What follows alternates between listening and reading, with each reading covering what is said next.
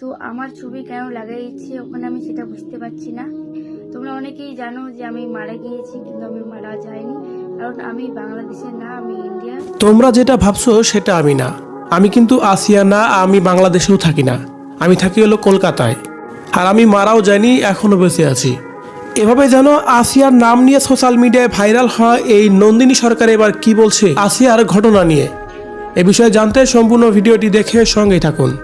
না, তোমরা অনেকেই ভাবো আমি বাংলাদেশি, তো আমি কিন্তু বাংলাদেশের না।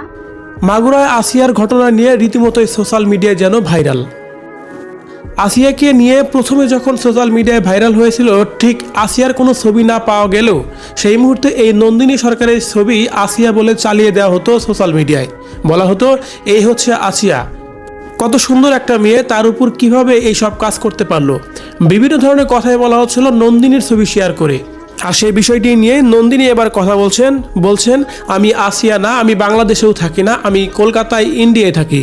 তো অনেক খারাপ লাগছে, মেয়েটা মারা গেল। যাকে ভেবে তোমরা আমার এই ছবি ছড়িয়েছো তাকে আমি চিনিও না। আর আসিয়া অনেক ছোট একটা মানুষ, আমি দেখেছি।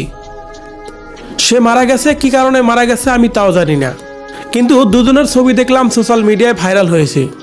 এ সময় তিনি আসিয়ার সাথে ঘটনার কিছু বর্ণনা দিতে গিয়ে বলেন, আমি আসিয়াকে সত্যি চিনি না, তবে যখন আসিয়ার নাম নিয়ে সোশ্যাল সাইটে একটু ঘাটলাম, ঠিক তখনই দেখলাম আসিয়ার সাথে অনেক অন্যায় করা হয়েছে। অনেক ছোট্ট একটা মেয়ে ছিল আসিয়া। তো যে বা যাহারা এই কাজগুলো করেছে, সত্যি আমি তাদের ধিক্কার জানাই।